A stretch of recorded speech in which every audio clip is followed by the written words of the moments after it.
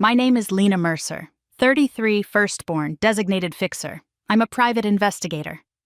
I notice what people try to bury, the pause before sure, the too clean story, the thing left out on purpose.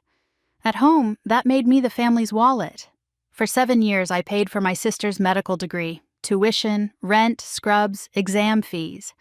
I ate cheap food, drove a coughing car, took extra cases at night.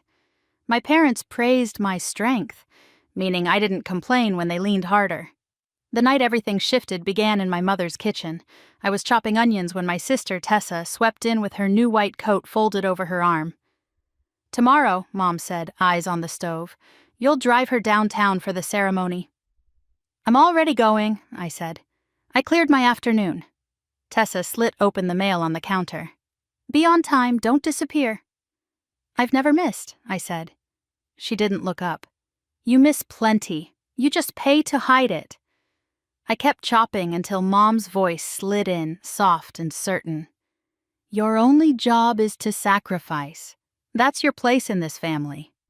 The knife stopped. My hand stayed steady, but the room felt wrong, like a picture hung crooked. Tessa met my eyes. "It's simple," she said. "Let me shine." 3 days later, Grandpa Elias died, and grief turned into logistics. In the family chat, Tessa postponed the inheritance hearing until it fit her schedule. Mom told me to file the paperwork. Dad typed, "We're all making sacrifices." I said, "Okay." 2 weeks after the funeral, a deputy found me on my own doorstep and handed me court papers. My sister was contesting Grandpa's will and calling my 7 years of help control. The will was read on a rain-slick Tuesday in a conference room. Grandpa wasn't rich, a paid-off house, a lake cabin, and his watch. Still, the numbers made my mother's smile go brittle. The cabin went to Tessa and me jointly. For peace. The house went to me, the watch went to me, the investment split 60-40 in my favor. A letter to me carried one line that scorched, to the one who paid the bills he didn't owe. In the parking lot, Mom squeezed my arm. "Be reasonable." Meaning? "Tessa sacrificed," she said, like my 7 years were a footnote. That night, Tessa called. "Sign the quitclaim. It's cleaner." "How much?" "We'll figure it out. Do the right thing." "I want the house," I said. Her voice chilled. "You're obsessed with rules because you don't understand love." 2 weeks later, a deputy served me papers. She was contesting the will and calling my support coercion, undue influence, restitution, cognitive decline. Attached were photos of me leaving Grandpa's place with folders, screenshots of my texts, and copies of my checks. Tuition in the memo line, recaptioned as leverage. Not lies, just a weaponized slice. I read every page until my anger stopped shaking and started aiming. I opened my safe. In went an envelope, transfers, loan statements, receipts, 7 years stacked like bruises. Beside it, I slid a smaller cream envelope I'd found in Grandpa's desk, sealed and addressed to Tessa.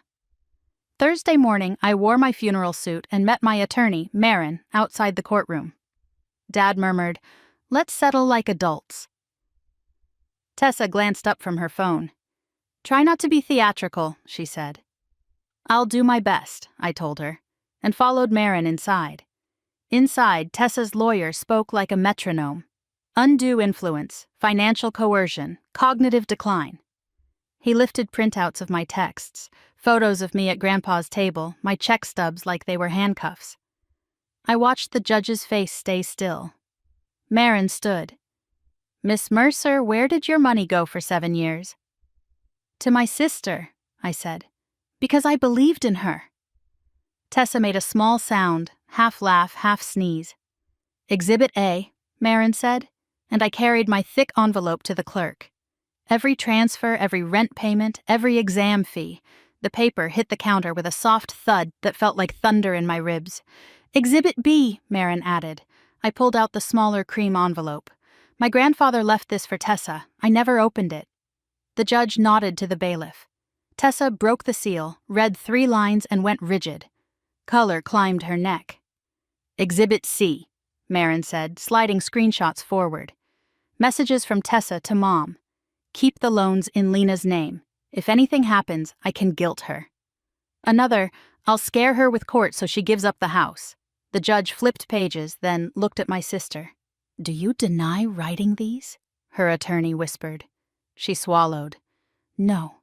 The judge's mouth twitched. He read Grandpa's letter aloud. One sentence about me not being born to be used. Then he looked up and laughed, not cruelly, just amazed. In the hallway, Tessa withdrew everything. I kept the house and the watch. I paid off the loans that had barnacled to my name. That night, alone on my porch, I wound Grandpa's watch and said the cleanest word I know. No. It sounded like a door finally locking.